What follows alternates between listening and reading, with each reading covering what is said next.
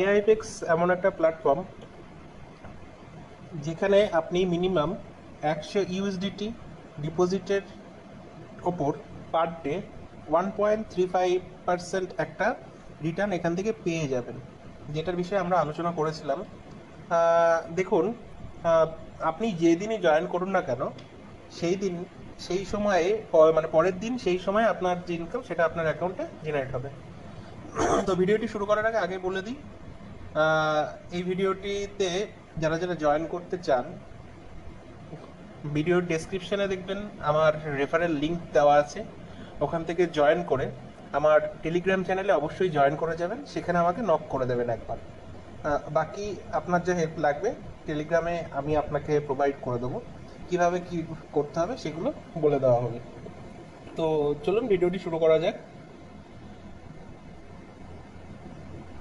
এআইএফএক্সে আপনারা যখন ডিপোজিটটা করেন, প্রথম প্রশ্নই থাকে যে আমরা যে অ্যামাউন্টটা ডিপোজিট করছি এরা কিভাবে আমাদেরকে রিটার্ন দিচ্ছে। তো চলুন সেটাই দেখে নেওয়া যাক।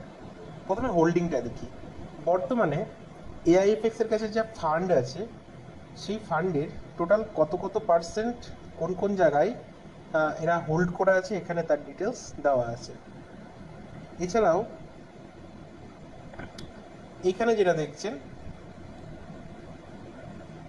এটা রিসেন্টলি ক্লোজ হওয়ার ট্রেড। যেহেতু এখানে এআই এর মাধ্যমে ট্রেড হয়, একটা অ্যামাউন্ট ফিক্স থাকে প্রফিট বা লসের, সেই সময় এরা এক্সিট করে নেয়। আর দেখুন ভালো করে, এই যে ট্রেডটা ক্লোজ হয়েছে 6টা 21 সময় নেওয়া হয়েছে, 6টা 34 সময় ক্লোজ করে দিয়েছে $8.26 প্রফিটে। 6টা 21 নেওয়া হয়েছে।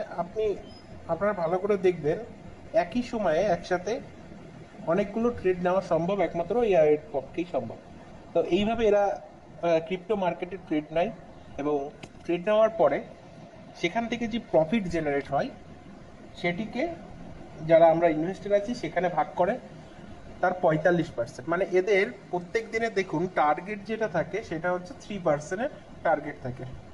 প্রত্যেক দিনের 3%-এর টার্গেট থাকে, যে যদি ওরা 3% করে নেয়, এই 3%-এর 45% যে ইনভেস্টার তাকে দেওয়া হয়। 3%-এর 45% যদি করি 1.35%, অর্থাৎ আমরা পাচ্ছি 50% এই ইনকামের।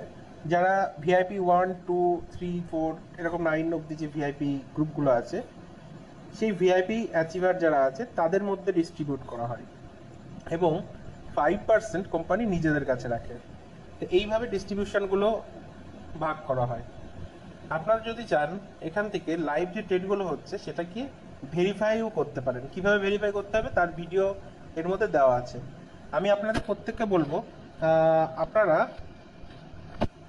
এখানে ডিপোজিট করতেও পারেন, নাও করতে পারেন, কিন্তু যদি একবারও আপনাদের মনে হয় যে প্ল্যাটফর্মটাকে আগে দেখে নেওয়া দরকার ভেতর থেকে, ডেসক্রিপশনের লিঙ্কে দেওয়া যে অপশান আছে, যে লিঙ্কটা দেওয়া আছে, লিঙ্ক দিয়ে আপনারা রেজিস্টার করে রাখুন। রেজিস্টার করে আপনারা অ্যাপের ইন্টারফেস ভালোভাবে ঘাটাঘাটি করুন, এবং তারপরে যদি মনে হয় তারপরে আপনারা ডিপোজিট করবেন। ডিপোজিট করতে গেলে আপনাদের আসতে হবে অ্যাসেটে। অ্যাসেটে এসে দেখুন ডিপোজিটে আপনারা কোন চেনে উইথড্রল মানে ডিপোজিট করবেন সেই চেনগুলো এখানটায় সমস্ত কিছু আছে। আপনাদের ডিপোজিট যখন হয়ে যাবে তখন আপনারা করবেন কি, ইনভেস্ট করতে চান, তখন আপনাদের চলে আসতে হবে এআই ফান্ডে। এআই ফান্ডে এসে আপনারা 100 যেটা আপনারা এখানে ডিপোজিট করেছেন, বা 200 করেছেন, বা 300, সেই অ্যামাউন্টটা এখানে লিখবেন, লিখে এই ঘরটায় টিকবেন, আপনারা বাই করে নেবেন। তাহলে 10 দিনের ফ্লেক্সিবল যে ফান্ড আছে সেখানে আপনাদের যে অ্যামাউন্ট সেটা এখানে ডিপোজিট হয়ে যাবে। এইবার এখানে আর একটা কথা বোঝার আছে, যে ফ্লেক্সিবল ফান্ড যে লেখাটা আছে 10 ডেজ, এটা কি। এখানে দেখুন এদের কিছু কন্ডিশন আছে। কি কি কন্ডিশন? প্রথম সব থেকে ভালো বিষয় যেটা আছে এখানে, আমার যেটা ভালো লেগেছে, আপনার যে ডিপোজিট অ্যামাউন্ট সেটা আপনি যখন খুশি তুলতে পারেন। সেটিও আবার মোটামুটি যেমন আপনারা কোনো ট্রাস্ট ওয়ালেট থেকে অন্য ট্রাস্ট ওয়ালেটের ইউজারদের টাকা পাঠাতে, বা বাইন্যান্স টু বাইন্যান্সে কাউকে ব্যালেন্স ট্রান্সফার করতে যেটুকু সময় লাগে, আপনার এখান থেকে উইথড্রল হতেও সেইটুকুই সময় লাগবে। তাই সেই নিয়ে কোনো চিন্তা করার কোনো বিষয় নেই। আর দ্বিতীয়ত, যদি কোনো ব্যক্তি মনে করে যে আমি এখানে $100 বা $200 ডিপোজিট করলাম, আমি কি ইচ্ছা করলে আমি এখনই তুলে নিতে পারি? না, এখনই তোলা যাবে না, কারণ এটির সাথে আপনার কানেক্ট আছে অথেন্টিকেটর। আপনি যখনই অথেন্টিকেটর অ্যাপটা কানেক্ট করাবেন 8 ঘন্টার জন্য আপনার যে ট্রানজ্যাকশন সেটা হচ্ছে হোল্ড হয়ে যায়। 8 ঘন্টা পরে আপনি যদি মনে করেন যে আমি কাজ করব না, আপনি তুলে নিতে পারেন। এছাড়াও যদি এই 10 দিনের যে সাইকেল যে পিরিয়ডটা থাকে, এইটা কমপ্লিট হওয়ার আগে যদি আপনি মনে করেন যে আমি আমার ব্যালেন্স তুলে নেব, তাহলে একটা জিনিস মাথায় রাখবেন, আপনারা শুধু আপনাদের ডিপোজিট মানি ফেরত পাবেন। যে প্রফিটটা পার ডে জেনারেট হয়েছে সেটা ওরা চার্জ হিসাবে কেটে নেবে। তো আশা করি বোঝাতে পারলাম কিভাবে কি হচ্ছে। এছাড়াও আপনারা যদি মনে করেন এদের যে লাইসেন্সগুলো আছে সেগুলো ভেরিফাই করতে, তো এইটা হচ্ছে ইউএস সিকিউরিটিজ অ্যান্ড এক্সচেঞ্জ কমিশনের যেই ওদের লাইসেন্স, এটা আপনারা ভেরিফাই করে নিতে পারেন। কিভাবে ভেরিফাই করতে হবে এটির বিষয়ে এখানে দেওয়া আছে, ভালো করে দেখুন। প্রথমে আপনাদের এই ওয়েবসাইটে যেতে হবে, ইউএস গভর্নমেন্টের অফিসিয়াল ওয়েবসাইট। সেখানে যে এদের নাম সার্চ করতে হবে এবং এখানে ডি অপশন ক্লিক করে আপনারা এখান থেকে ভেরিফাই করতে পারেন।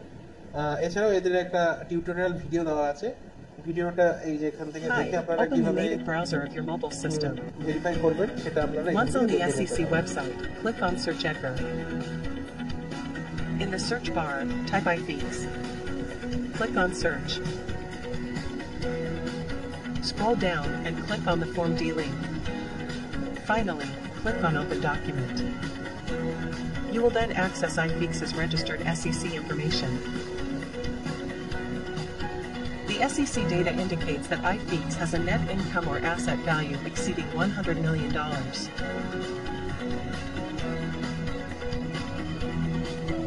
তো আপনারা দেখে নিলেন কিভাবে ভেরিফাই করতে হবে। এছাড়া এটা এদের এমএসবি লাইসেন্স, এটাকেও আপনারা যে ভেরিফাই করে নিতে পারেন। তার ভিডিওটাও এখান থেকে দেওয়া আছে কীভাবে ভেরিফাই করবেন। তো আপনাদের প্রত্যেকের কাছে রিকোয়েস্ট, আপনারা কাজ করুন বা না করুন, অ্যাপটি রেজিস্টার করে অ্যাপটি ডাউনলোড করুন এবং ভেতরকার ইন্টারফেসটা আগে ঘাটাঘাটি করুন। তারপরে যদি আপনাদের মন চায় এখানে জয়েন করুন।